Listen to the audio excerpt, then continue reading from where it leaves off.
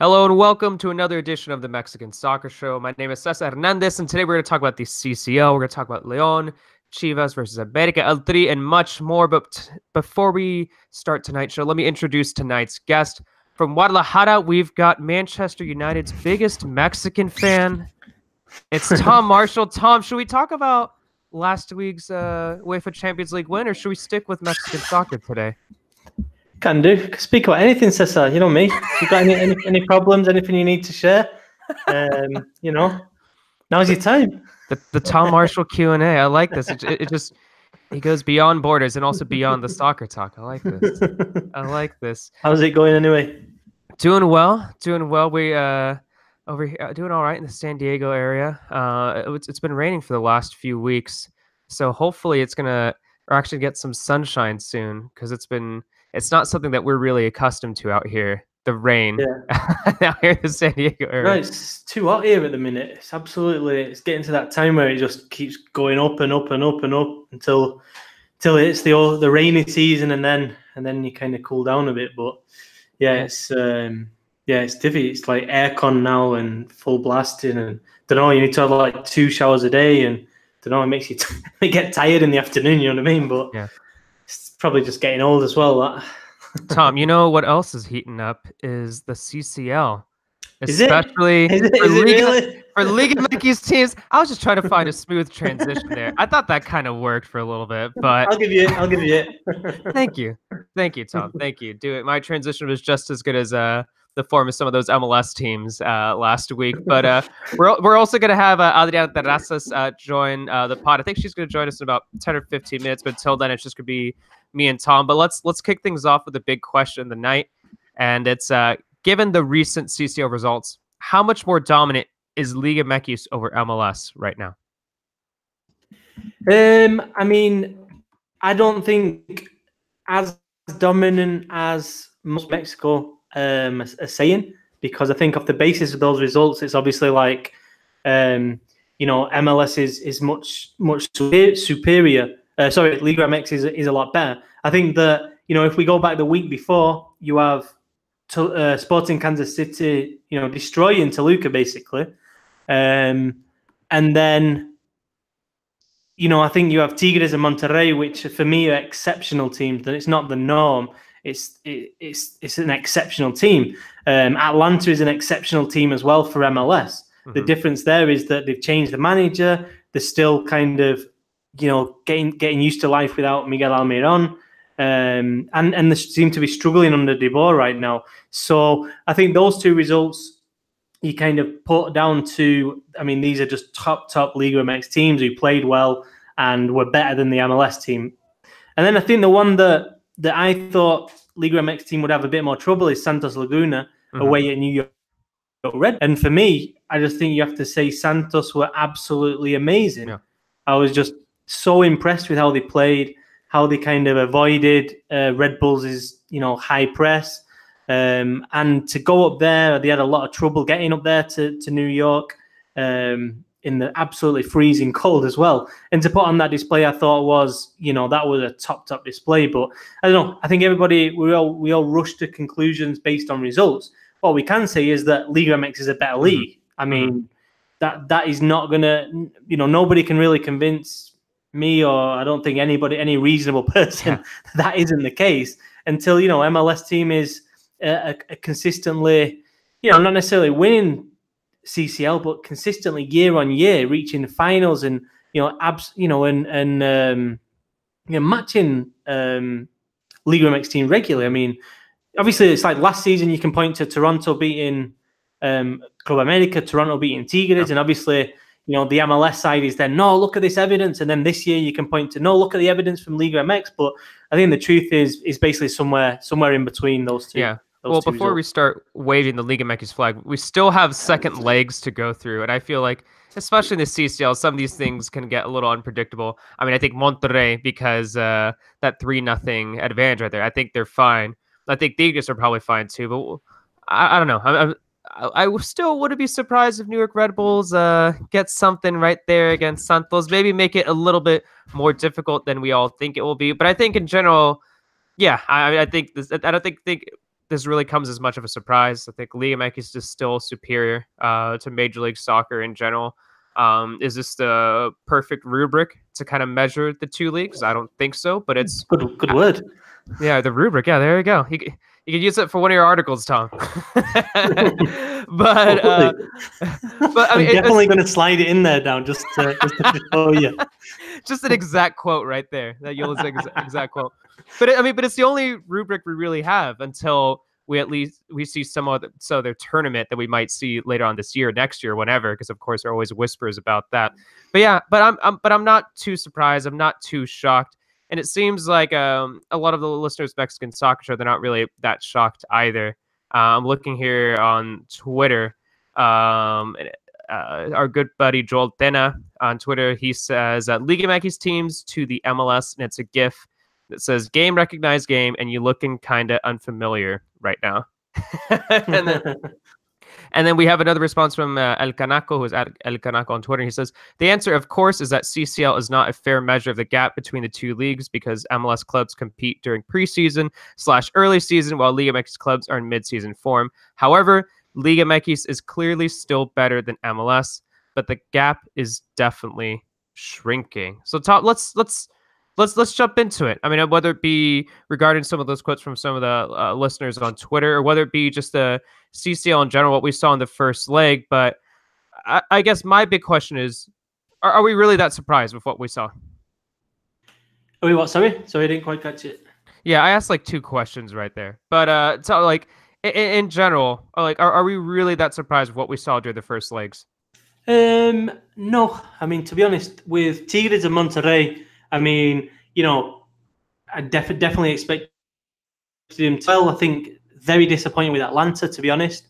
You expected a lot more, but like I said, I mean, we really needed to see Tata Martino's Atlanta team in the CCL this season, and to see, just how good they would have been, because obviously it seems like they're having problems now under Frank de Boer. So yeah, with Monterrey, absolutely not surprised. And then, Houston Dynamo aren't one of the best teams in MLS. I mean, that's not a surprise that Tigre is the best team, the best squad for me still in Mexico, can go up to Houston and get a 2-0 result. I mean, that just doesn't surprise me. And yeah, I think we still see, even though the MLS teams have got the TAM and the GAM or whatever, and obviously they're able to spend the money. Slam, the GAM, whatever they call it nowadays. All those BAMs and slams, then they're still struggling for depth. Yeah. And I think you can see that even with Atlanta, who played a centre back who didn't do too badly, but he was kind of the middle of a defensive three, and he's a very experienced kid going up against Funes Mori. I mean, that's the difference. And then Monterrey's team, I mean, Diego Alonso I think he's done really well in kind of managing his squad. But yeah, the MLS team don't have that luxury. And I think Santos, I don't know. I don't think we give Santos enough credit, really, for maintaining a position. They're usually up there. I mean, they're usually up there in Liga MX. I mean, they sell players sometimes. They kind of balance the books, but they somehow seem to replace those players. I mean, the academy that they have has been looking pretty good in recent years. Yeah, I mean, it honestly speaks to, for me, I always say for me, it's the best club in Liga MX. And when I say that, I'm not saying it's the biggest or the strongest or the one that's going to go on to be favourite for the titles, but you see in what Santos Laguna do and the decision-making behind the scenes that it's a well-run club. And what you said there, Cesar, in terms of the youth system, they've got players coming through to push for places. Jesus Angelo there, Rado Arteaga as well, both fighting for that kind of left-back spot, although Arteaga can play a bit further forward, but they're both there. Ulises Rivas as well, trying to get minutes there. But then, even in the scouting department, I mean, last season they had Nestor Araujo leave, and they had what's he called, the centre back who went to Boca. I forgot his name. Was the captain? Was that Novaretti who did? Who was? No, I can't remember his name now. I've got a picture of him in my head. But yeah, I mean, they lose. Is it Izquierdos? Okay, I'm sorry, just throwing out. There we go. Yeah. Izquierdos. And so for me, they lost two of the best centre backs in Liga MX. Then all of a sudden they get Dorian, they get Nervio, and I've never heard of those players. Yeah. you know. But Santos have obviously gone and scouted them, and they slot them in there. And you honestly don't really notice that those two of the best centre backs in Liga MX have gone. Yeah, but at the same time, I agree with you, Tom, and I think Santos do deserve a lot of credit.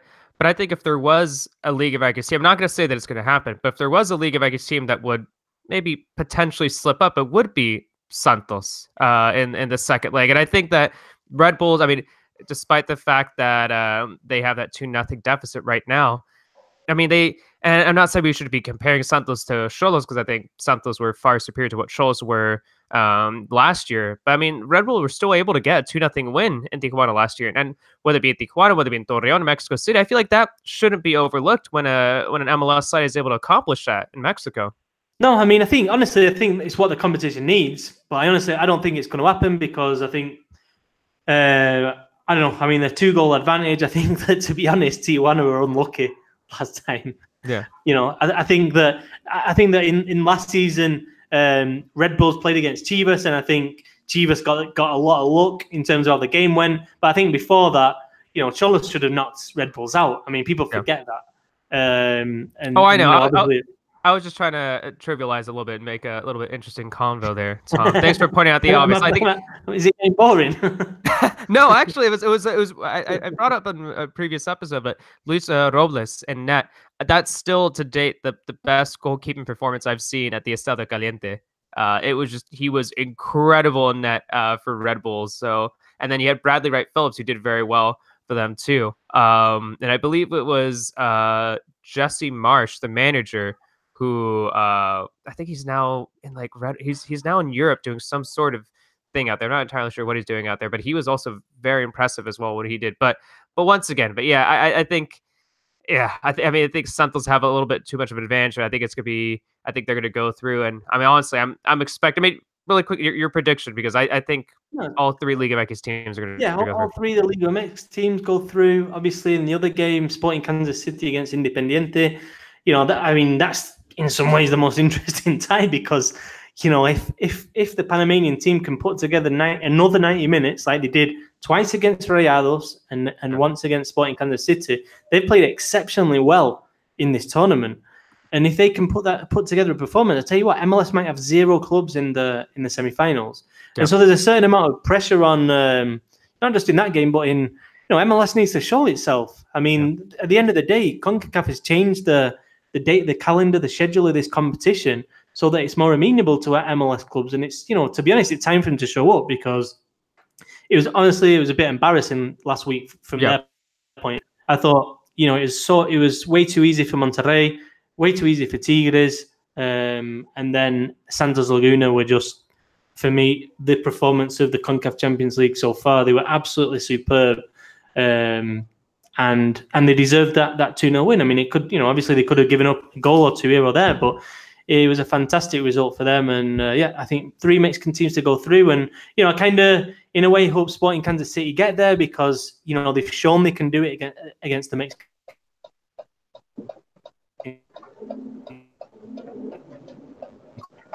Because at the end of the day, if it's Mexican clubs in Panama, then we're struggling to generate interest from kind of the media, to be honest.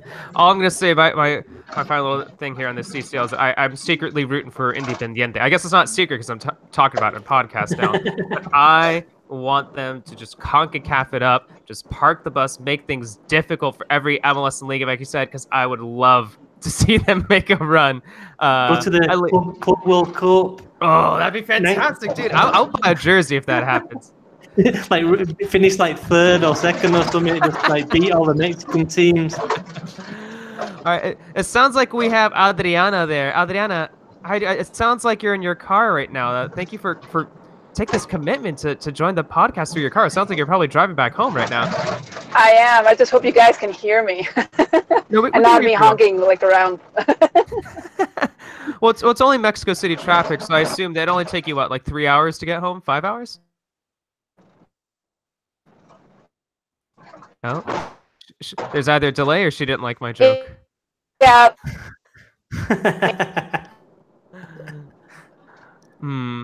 It looks like you're... I hope you guys can hear me. It looks like you're cutting out a little bit. No! I think you're there. Let's try that again. So what were you saying right there? That I just hope I make it home in less than 2.5 hours. All right. Well, Adrian, let's we got a question That bad. here. We got a question here on the chat on YouTube. It looks from Emmanuel Davila, and he's and we're just gonna jump into this right now. He said, "Leave aside MLS. What do you think about Salcedo saying that Tigres can battle Bundesliga with Bayern Munich? I guess you could say Bayern München, as I like to say sometimes." But Adrian, I don't know if you heard that question, but what are your thoughts? I don't know if you heard this about Carlos Salcedo saying that Tigres can keep up in Bundesliga. Do you think they would be able to do something like that? Probably not Bayern, but I'm pretty sure he had an interview last week and he said another team. I think it was Borussia. So now he's kicking it up a bit and saying that it's Bayern. I'm guessing they'd have a bit more trouble than he would actually say, but I'm pretty sure Tigres could give some of the teams like around for their money. Yeah, like Fortuna Dusseldorf. Like I don't know, I'm trying to think of some obscure Bundesliga teams right now. Yeah, like the ones that you actually know their names when they're facing relegation, like at the end of the season. Tom, what are your thoughts on this from what Salcedo said? Obviously, people were trying to. He's got a little bit of experience there because of his experience at Eintracht Frankfurt. But I don't know. What are your thoughts on this? Yeah, I mean, what we're talking about a one-off game. Yeah, one-off game. Of course, Tigres are, I don't know. I've not counted how many international players they've got, but Monterrey has 14. Tigres have got a lot of South American, Latin American international players, Mexican internationals. Of course, they're gonna, go into play a top team like Bayern Munich and have some kind of chance of getting a result. My thing with what he said last week about finishing top four, I can't agree with that at all, to be honest. I think that while Tigres do possess the individual talent, I think from a tactical point of view, from a coaching point of view, that Liga MX is quite a distance behind somewhere like the Bundesliga, and I think that would for me definitely show, and especially over the course of a season. I think Tigres is struggling in the big leagues, and one of the main reasons is that. I don't think a coach like Tuca Ferretti is very cutting edge. I don't think he's kind of at the forefront. That'd be great to see him in the Bundesliga. Oh, Tuca in Bundesliga would be amazing. But I think he'd fail. To be honest, I think they wouldn't do well. I think they'd be caught out on the transitions. And he'd get a lot of fans though. He'd be famous. Oh yeah, 100%. So what you're saying is, Tom, is they wouldn't be pushing for the Champions League spots, but maybe would you say would either be actually Adriana? Let's go to this. Would it be tempting to say that maybe they'd be pushing for something like the Europa League spot? What is it, like number 5 and number 6? Is that crazy? Because right now I'm looking at the table. That's actually Eintracht Frankfurt is right now in 5th, and Bayer Leverkusen is in 6th. So maybe they would be a little bit. I would assume they'd be lower than that. But would that be kind of crazy to assume? No, I don't think so. I think it'll be like right around those spots, maybe depending on how individual players are doing. I mean, maybe if Tigres had Guignac, they did have this weekend. If they had their entire roster, I think they could probably aspire like to 6th or 7th place. You know what the crazy thing is? It would be amazing to actually have an opportunity for these teams to play each other, like, I don't know, in the International Champions Cup or something like that. But usually when they do play each other, it's like preseason and they're only trying out players. It's not like the team in its best form. But it would be amazing to actually have an opportunity to play off like two teams that never play each other, like, I don't know, any European teams usually against any Liga MX teams. We need like a foreign exchange program. Yeah, we do. You know how sometimes families will like switch kids? Like we just need like one team from each confederation to like switch. Be like send Chivas to like Japan, send Real Madrid to Major League Soccer, send like, I don't know, like Boca Juniors to, I don't know, you just need to do something crazy like that and see what happens. But Tom, it's not like you're about to say something there. No, yeah, I mean, honestly, I don't want to be pessimistic, but I think that I think they'd be fighting relegation, to be honest.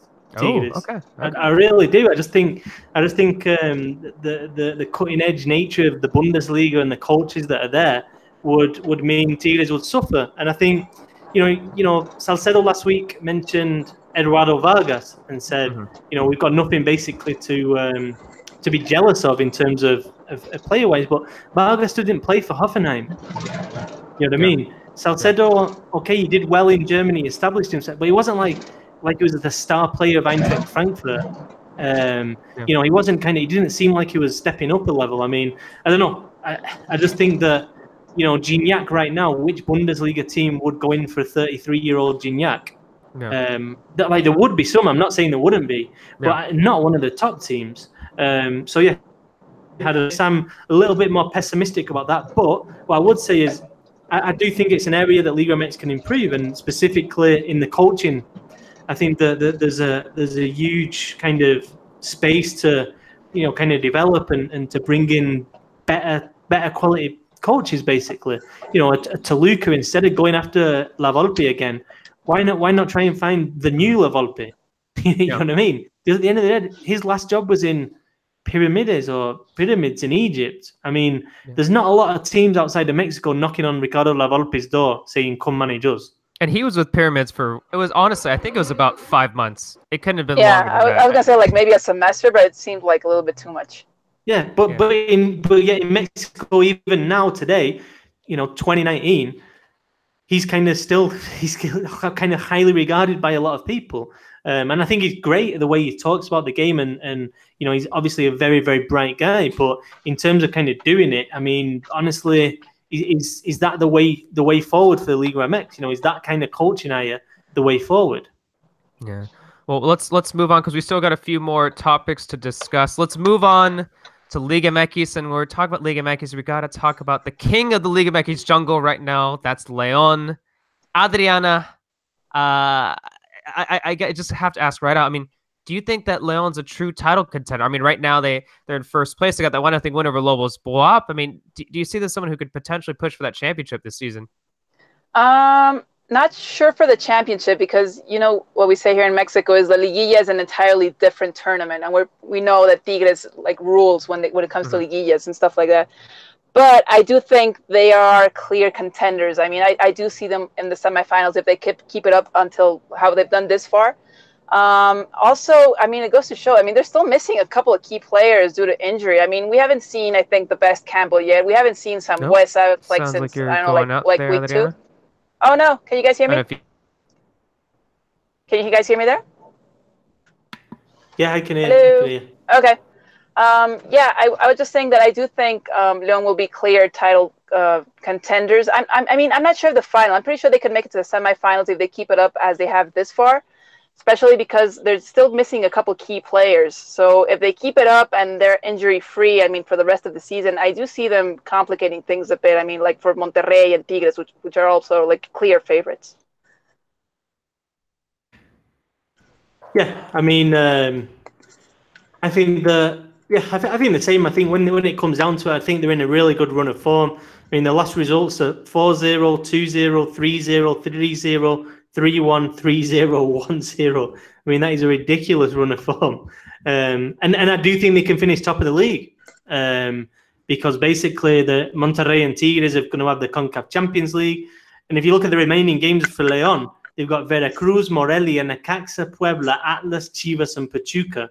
I mean, none of those are kind of, you know, top teams right now, and especially the Veracruz, Morelia, Necaxa, Puebla. I mean, the next 4 weeks, I can see this León run continuing. I think Nacho Ambriz, we've got to give him absolute load of credit, not just for the results, but the way the team's playing. I mean, that game, that was a really, really entertaining game. He had a reputation for being a kind of cautious. You know, that was it. That was his reputation with Caxa. There was criticism for that. They were so negative and kind of defense first, basically. And now we're seeing a León that's almost the exact opposite of that, and just flying forward and a lot of volume in the attack. And yeah, it's good to see. I mean, I like León. I think the city, you know, it's a one team town. Sorry, when it gets on a little bit of run, it kind of comes to life. And yeah, I mean, like I said, I think this is a team that can finish top of the regular season, but I doubt I don't think León's gonna be able to win the title. I think there's still weaknesses there in the defense. And you know, like Adriana said, Monterrey and Tigres, and I think Club America as well are going to be, and even Cruz Azul are going to be able to do a job on them. I'm actually kind of excited when we don't see the northern teams just dominating the entire time. I mean, I know they're going to be in the Liguilla probably, and they're probably going to qualify really early. But still, the fact that, I don't know, I like the fact that León just kind of got that essence that we saw maybe with Matosas the last time. Ignacio Ambriz, I know several America fans who are saying, hey, this is the Ambriz that we really like. I know he's like underappreciated in Liga MX, and look what he's doing with León. He doesn't even have his entire squad available yet. So I really like the fact that some teams like León just make the Liga MX a little less predictable, because we know Tigres is going to make it through. We know Monterrey is going to make it through. But still, just having that team that complicates things a bit, that's not as quite as predictable sometimes, I really do appreciate that from Liga MX sometimes, because otherwise it would be like Tigres, Monterrey, and the other 16 teams. Because I don't know about America, Tom. I'm kind of, I don't know. I mean, they have this squad. They're just underperforming at this point. Yeah. So I don't know. They'll make it through. With America, there's time. Getting to that Liguilla, I think there's time, and I think in terms of quality, they've got plenty of quality. Once Menez and the young Colombian Benedetti, get more involved, get playing. Once Nico Castillo, his teammates. I don't know. I just think that if they're coming into the Liguilla with everybody fit, they're still an absolutely top team. And also they just won the title, so they've got that experience. They've got that recent experience of knowing how to negotiate the playoffs. I'm just saying, I wouldn't write them off, and I wouldn't write off Cruz Azul either, because we know that under Caixinha, if he can get them rolling again, if he can get the confidence high, and they stop conceding goals like they seem to have done in the last couple of weeks, then they're a really, really tough team to defeat. Yes, somehow Cruz Azul seems like a tougher opponent in the Liguilla if it isn't like the first place. If they're not leaders in the standings and stuff like that, I just think Cruz Azul will do better once they get all that pressure away and just be like, hey, we finally made it to the Liguilla. We're forgetting those terrible 3 weeks where we didn't win at all. I don't know. I agree with Cruz Azul. I think they could surprise people more just being like a regular team in the Liguilla rather than being first place. So I don't know. I'm still happy for León. I'd be happier if some other team were pushing with León. Not seeing another team at this point. I mean, Pumas kind of lost his way. They kind of lost their way. Even Bruno Marioni was speaking about. He said that the inertia that the team gets when a new coach comes in, that just lasted like a couple of weeks, and now this is when he actually has to show that he's up for coaching the team and making a difference. We haven't seen it that far. I don't know. There's not like another team that kind of is doing what León is doing. Like I know, like we have Tigres and Monterrey, but still, I'd like to see another team be a León, like have that like excitement around it. I think Pachuca got a chance of being that. Obviously, a massive 4-0 win against Tijuana, and he kind of mixed it up a little bit. Palermo, playing Oyoa and Cardona, who scored, and Jara as well. Yeah, I don't know. He seemed like a really ultra-attacking team, and it seemed the pieces kind of fit. And I think that's been one of the problems with Pachuca. But yeah, no. Apart from that, it's it looked like it was going to be Necaxa early on. All of a sudden, they're now struggling a little bit. Chivas also had a good start. Mm-hmm. Once again, they're now kind of looking not so great.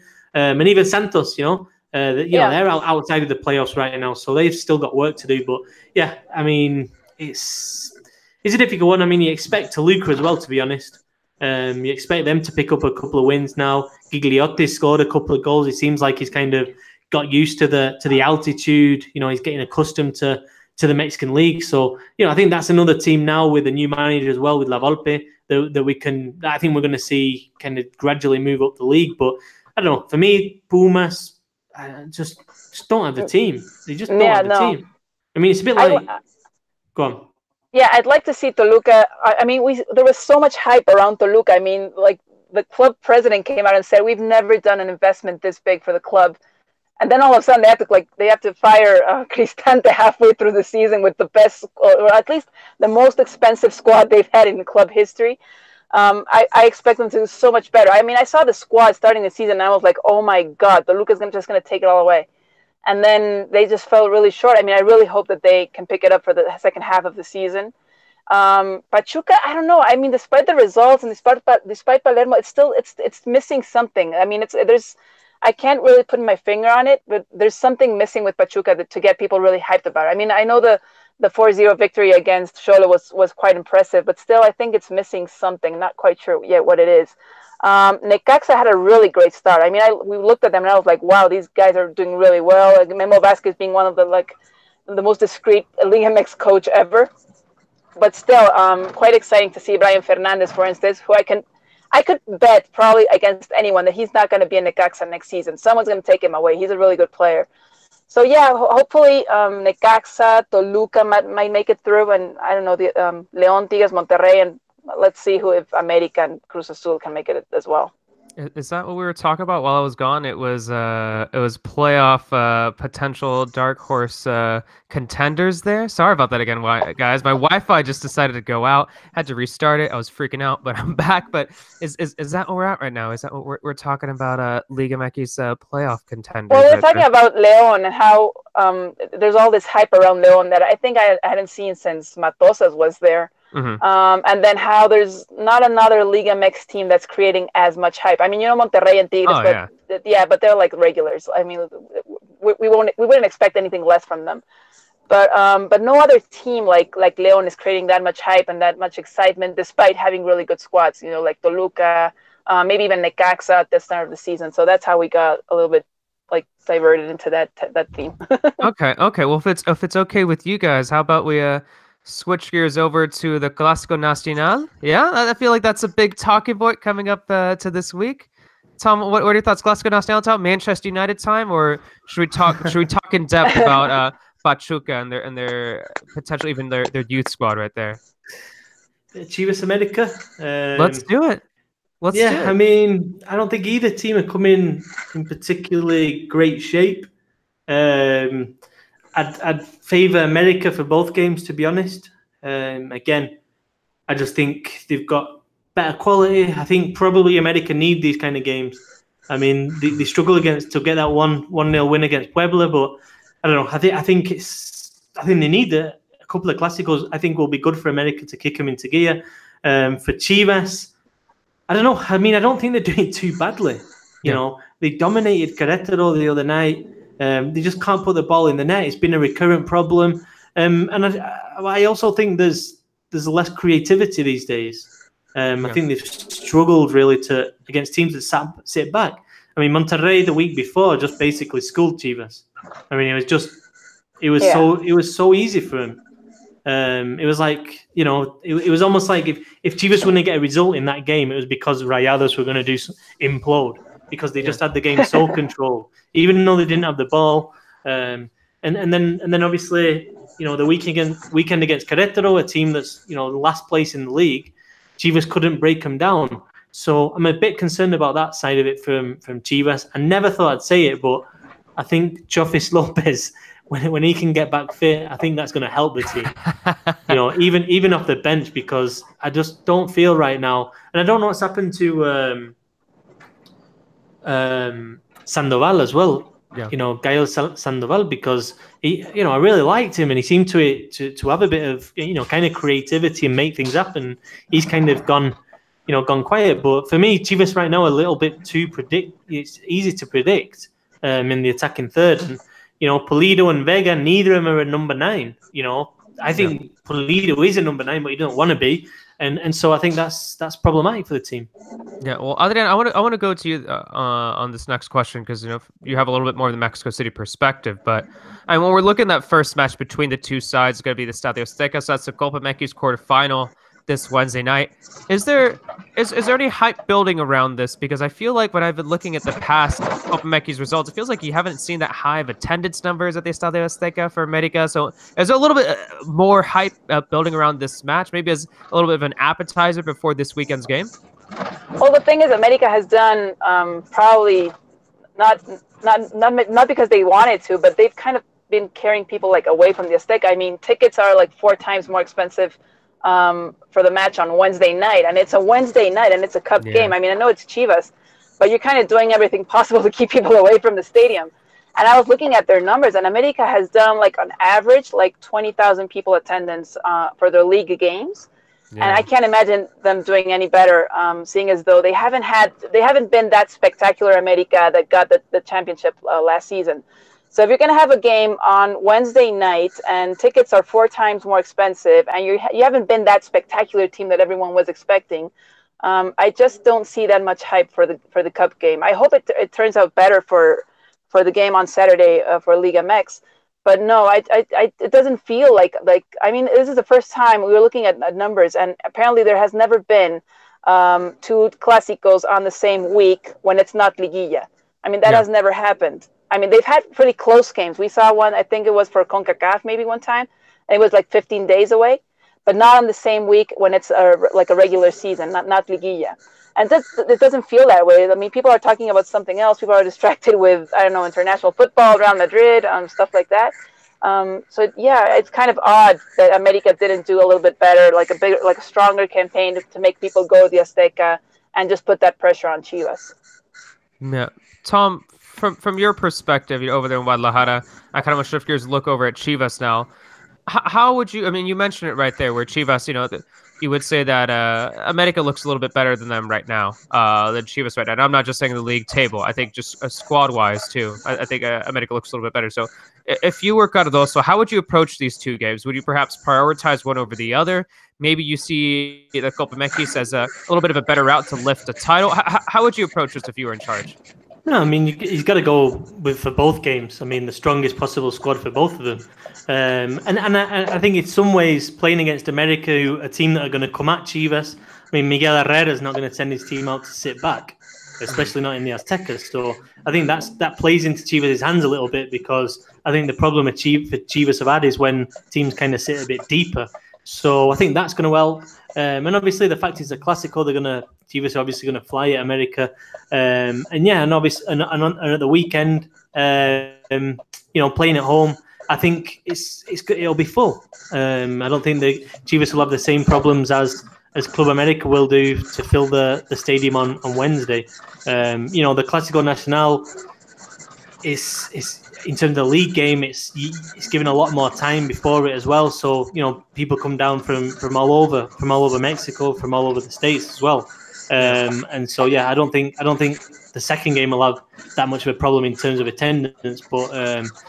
But yeah, I think they're going to be 2 good games as well. I think both teams are going to go out there and attack. It's not like one of them's going to kind of sit back. But I do worry about Chivas in kind of the scoring department. And if someone like Nico Castillo can, if he can start firing and find some real form, and he has been in Mexico now a few weeks, he's been getting used to the altitude again, to the new teammates, and I just feel that it's dangerous these games for Chivas as well, and especially because Cardoso's job, it doesn't seem to be as secure. At least it feels like Chivas fans, are ready maybe for a change. I think Higuera is backed Cardoso. He's basically saying the team are playing well, we just can't finish. Well, I don't know. I mean, that was the problem with Almeida as well, and they got rid of Almeida. So yeah, Tom, really quick. I mean, I was thinking about this, and I actually mentioned this in a podcast. I don't know if it's kind of crazy to say this, but would it be a little outlandish to say that if Cardoso was to lose both games, Copa MX match on Wednesday and lose against America on Saturday, would it be crazy to say that he could potentially be fired after that? No, of course not. No, I mean it's Higuera, it's Chivas, it's Liga MX. 2 defeats against America in a week I think it could well spell the end for him. It seems like he still has backing from within the club, but that might become that it might be difficult to kind of sustain him if they lose 2 games. And I don't know though. I mean, it's difficult. I mean, I don't know. I don't think Cardoso has ever really his face is really fit at the club. I think he's done surprisingly well, to be honest, in the way he's conducted himself this season. But obviously, the club wants results, and if you lose twice to Club America, you go out the cup, and then you kind of fall out the playoff spots in the league. Then maybe the club will think about a change, which would be number eight out of eight. No, yeah, number eight. No, out of 18 clubs this season. Yeah, actually, I did the math when I forgot. Actually, I can't believe I already forgot who number 7 was. I mean, that's what happens when there's somebody who've been fired. But I think the 7th manager was fired over Hoyos from Atlas. He was 7th manager to be fired over 49 days in 2019. 49 days in Liga MX. It's not a steady job, is it? Yeah, no. When you're looking at career opportunities, Liga MX head coach isn't it's not, there's no stability, is there, with it? But I don't know. More stable than a freelance writer, Tom. That's for sure. Adriana, one final question about Chivas versus America. What side has more to lose this week? Is it Chivas or America? That's a tough one. I think America has more to lose because let's remember Miguel Herrera is kind of in depth when it comes to the cup. I think it was last year when he lost to Juarez. He just hasn't had really good luck with the cup. So I think I think that's something that could favor Chivas, despite knowing that Cardoso could well be risking his future with the club with both games. I think Miguel Herrera also has his own particular pressure when it comes to the cup game. He just hasn't had that good luck. And let's remember, it's a single elimination game. So I know a bad day for America, and Chivas might as well make it through. I mean, you have the penalty kicks as well. So I think America, with the squad and the pressure for not making it through the final for the cup, I think America has more to lose. I mean, if Chivas lost both games, let's be honest, we wouldn't be totally surprised. Yeah. But if America did or just didn't win either of them, I think that would put a lot of pressure on Miguel Herrera, despite whatever position he's in the league. So I think with the squad he has, with the investment, knowing everything that happened around Nicolas Castillo, Nicolas Benedetti, I think America has more to lose. All right, quick prediction, Adriana. Who are going to get the wins? Who are going to get the draws? What are we going to see here this week for both matches? I think they'll draw on Saturday.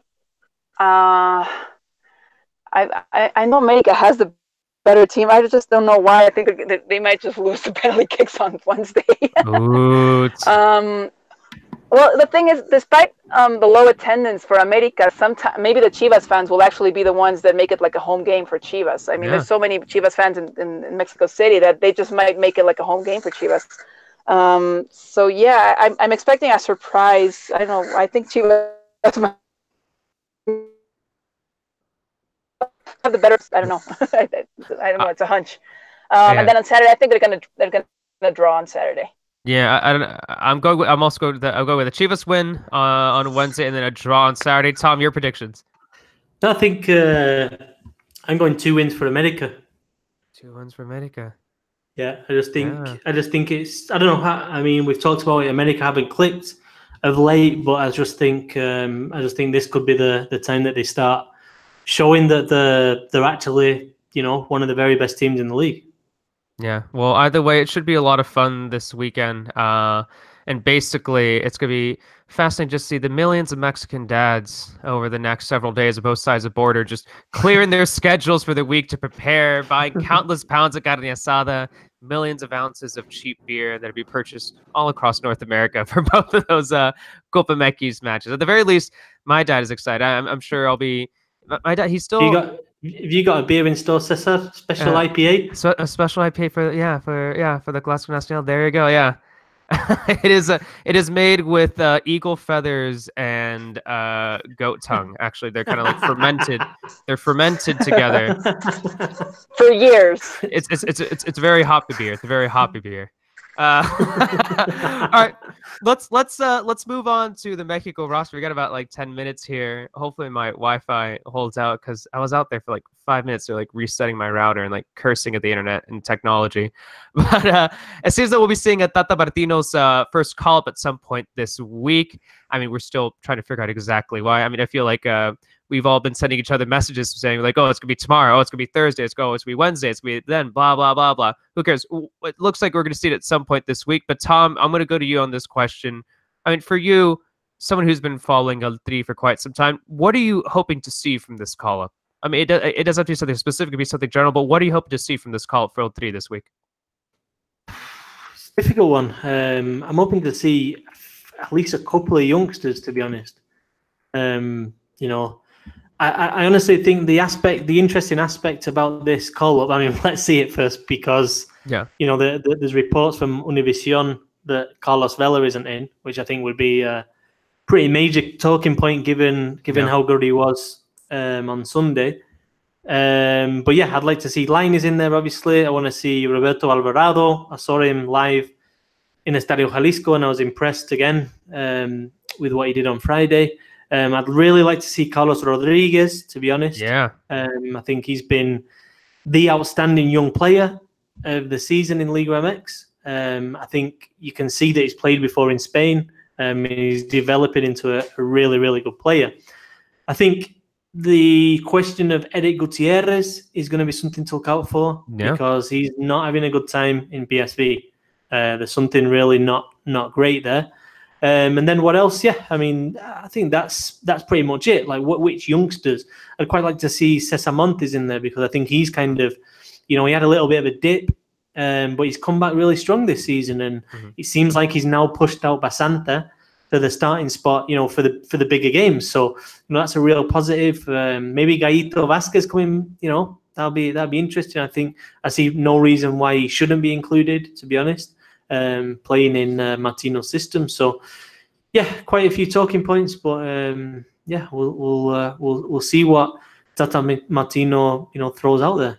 I'd be pretty excited to see a true defensive midfielder right there. That'd be quite nice. But Adriana, for you, what are you looking forward to with this roster, or are there certain young names or fringe options that you hope to see? I'm still kind of undecided whether if I want a really strong team or I want to start seeing that generational change with Martino. Apparently, he's going to call up like 28 players. Apparently, that's what we know. So I'm guessing he's going to call up most of the European players, have them play the first game, and then send them back home, and then see mostly Liga MX players for the second game. I don't know how I feel about him calling up Diego Lainez, to be honest, because the U20 World Cup is coming up in May. If he gets called up, it might mean that they know he's not going to make it to the U20 World Cup, which I would like him to see end. Like I'd like him to see to end that process before actually being considered for the senior team. Yeah. So I'd like to see him I'd like to see them respect that process before just making him play for the senior team. He wouldn't even play for Jaime Lozano's team with the U23 team, the Olympic one. So I just don't think it's necessary. I mean, I understand Martino wanting to see him, but I'm worried about what it means, because if he's being called up, it just might mean, hey, we'll just call you up for the Gold Cup. You'll miss the U20 World Cup because obviously Real Betis won't loan him for 2 tournaments. So I'm kind of eager to see if that's going to work out, or what it means for the younger players, if they're going to skip that process, or if they're going to be considered for Tata's team and not Jaime Lozano's team. So that's what I'm kind of looking out for. Yeah, I feel, I don't know. Maybe there's a little bit of consensus here, maybe because we keep a closer eye on these things. But I 100% agree with Adriana said there. It'd be interesting to hear your thoughts, because I feel like there's no need to rush Lainez at this point with the national team. I think we could kind of take our time there. We could. I mean, he doesn't have to be featured in this upcoming Gold Cup either. I personally, I mean, as much as I would like to see him there, I recognize a priority of him maybe taking part in one of those Youth World Cup tournaments and then having a full preseason in Spain. So it seems like that would be the better idea. I'm not sure I agree. I mean, I just think he's beyond that now. I think he's beyond it. I mean, I'd put him in the full national team. He's playing at a top team. He's shown that he can take on the responsibility, that he can take pressure, that he can go to Spain and make an impact in, albeit limited minutes he's had. The only thing that I'm really kind of adamant about is that he shouldn't be playing 2. You know what I mean? So if he does play the Under-20 World Cup, which is fine, and I think, that's all well and good. It wouldn't be my personal decision.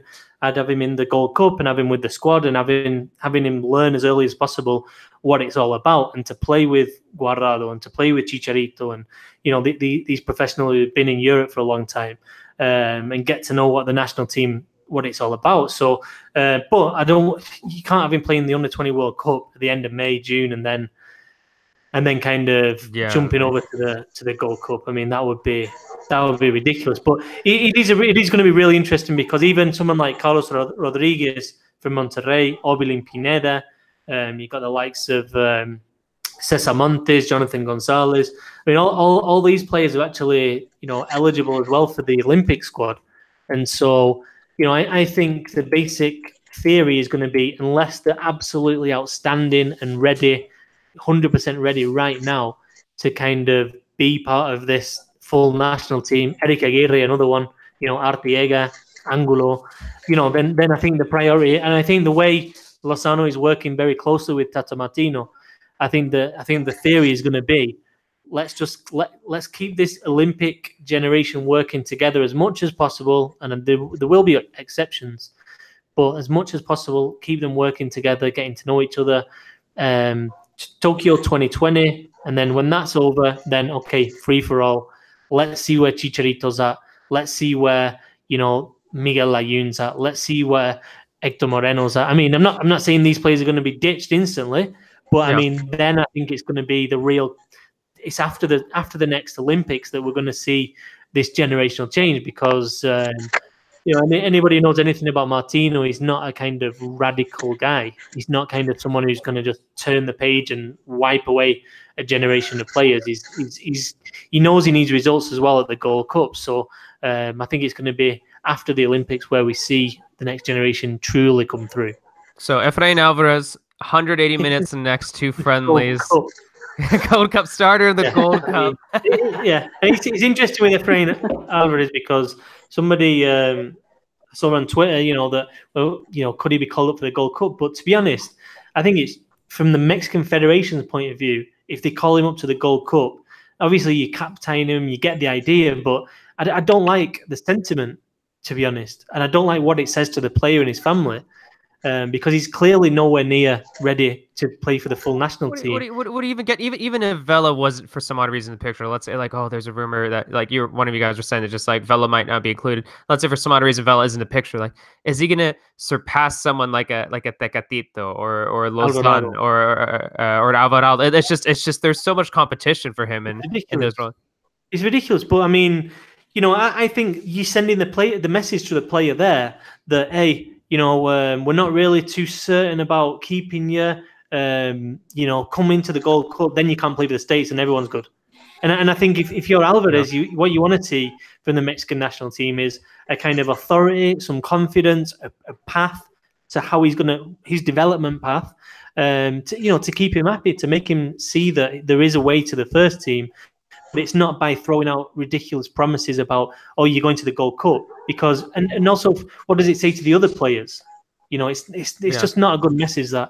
But we'll see. I'm not sure if that sentiment, perhaps gets US soccer more interested. I mean, they clearly know what's going on. It's ridiculous to suggest they've kind of forgotten about him or anything. Yeah, but, there's no idea.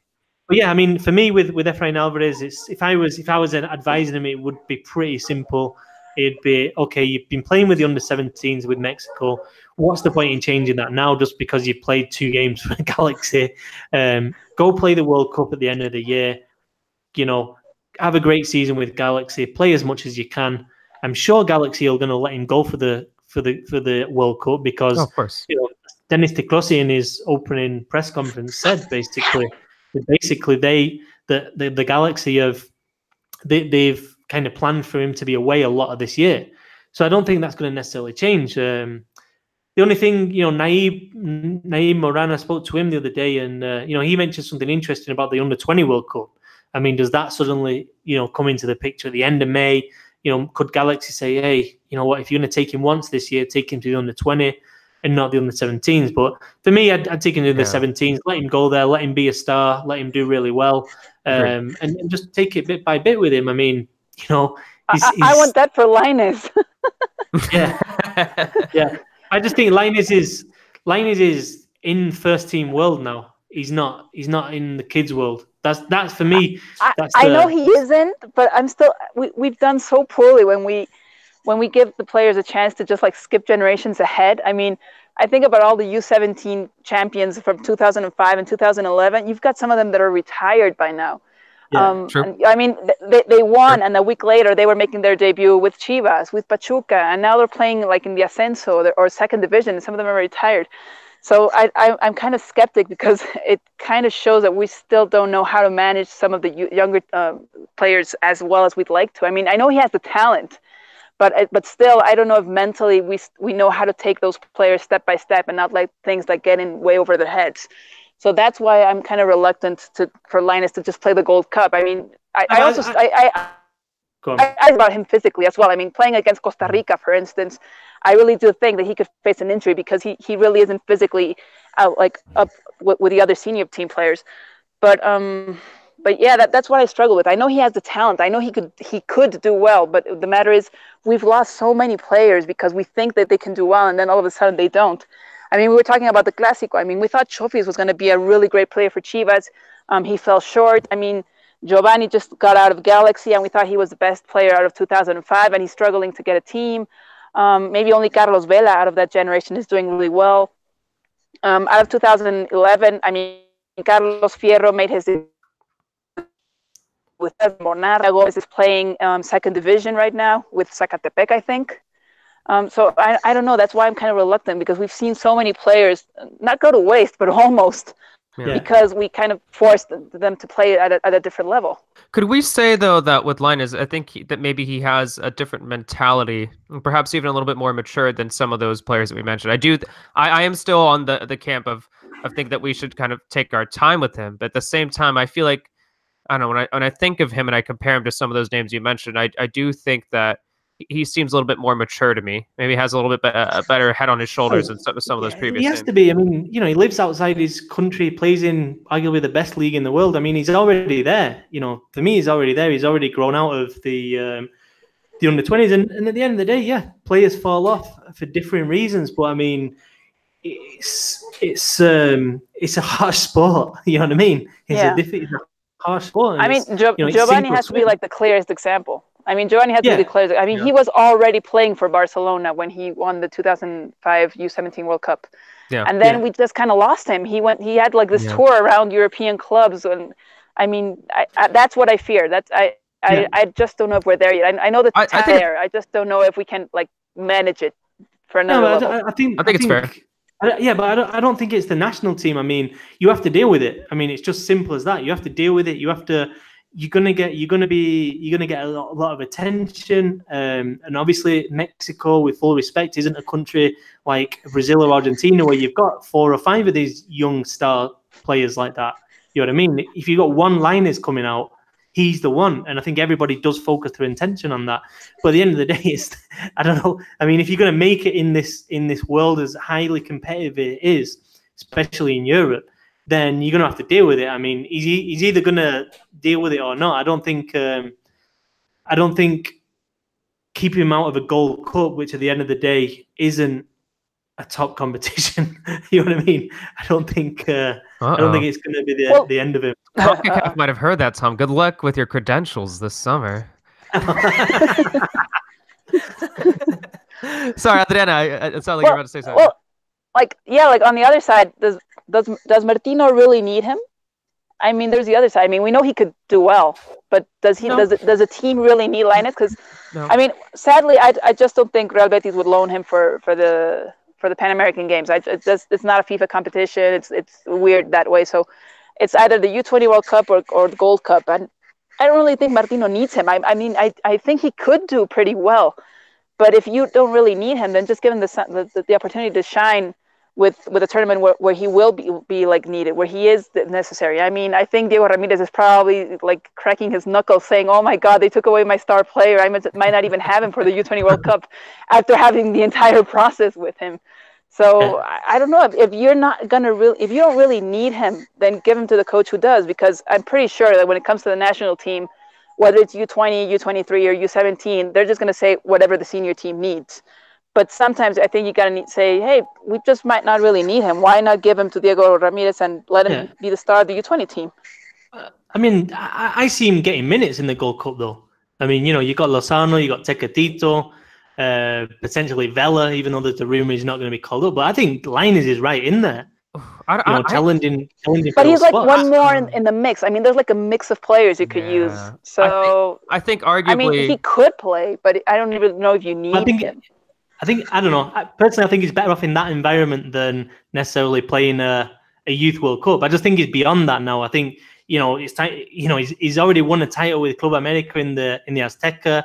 He's moved to Real Betis. He's kind of done well over there. He's a first team player, and obviously if he does go to the Under-20 World Cup, then that's obviously great for that team. But I mean, I think Martino as well he's such a key player for the next 2 World Cups that Martino's going to want to work with him every single minute that he possibly can, to help him understand the system, to help him understand what exactly he wants out of him. So we'll see. I think there might be a marketing element as well. I think that we know what the FMF are like, and I think that when they see a young star player like he's into the Giovanni thing, I mean, I think more than him playing and being exposed like that, it's making sure the FMF aren't kind of loading him by doing a load of kind of commercials and stuff during the Gold Cup, and I think that side of it really does need to be managed. Yeah, no, 100%. And there's the other thing. I mean, I think there's also the matter of the fact that I don't know if Real Betis is going to loan Lainez. Like, I know the U20 team is going to have this tour around Europe before the World Cup. So I don't really think Real Betis is up to loaning their player like 3 to 4 weeks and just miss like 3 to 4 games at the end of the season where they're probably going to be competing for European Cup positions. So if Real Betis isn't up for loaning their player, maybe Diego Ramirez says, hey, if I'm not going to have him for practice 3 weeks before the World Cup, then there's no use in having him for the World Cup. They could just take him to the Gold Cup, and Real Betis will be really happy. I mean, Real Betis' last league game is against Real Madrid. So I don't know, maybe Diego Lainez will want to play that too. Good points right there. Well, anyways, guys, it's a little after 8 o'clock now. We went through Liga MX, CCL, El3, went through Leon. So I think we got to wrap things up. So thank you to everyone on the chat right here. Because I do definitely read all the comments here, and it looks like we have about 29 people in the chat. And thank you to everyone who was patient enough with some of the issues we had uploading all of our episodes on iTunes. So it looks like now we are definitely having those up every week. So that's definitely some good news right there. So thank you once again to Tom and Adriana. And we'll have Adriana close this one out just because I feel like she's worthy of this, of taking part in the Mexican Soccer Show through her car. I don't even know if she's home anymore. Like if someone told me, if someone told me that I had to take part in the Mexican Soccer Show in my car, I'd be like, no, dude, like I'll text you when I get home. I'm not going to talk to you guys in my car. So Adriana, it's all you right now. You get to close out today's show. Well, thank you everyone for joining. Thank you for joining the chat as well. Leave us your comments. You can tweet us at Mex Soccer Show. Tom is at Mexico World Cup. Caesar is at Cesar Hernandez. Is that right, Caesar? Oh, it's Cesar H Football. You don't know my Twitter handle? Are we even friends, Adriana? Are we even friends? Even following? I know like half of Liga MX is though. So I gotta make up for that. You just assume it was my name, some generic name. That's Cesar H Football. It would be cool though, wouldn't it? That yeah. Actually, I tried doing that when I first started Twitter, and then I couldn't do it. Yeah. Okay, so at Cesar H Football, I'm at Adriana Terrazas. Let us know what you guys think. Let us know where Lainez should play, and we'll see you guys next week. All right, thanks, Ren. We'll see you on the next episode. Shout out to Raul Jimenez, got his 100th goal in senior competition. Well done, Raul.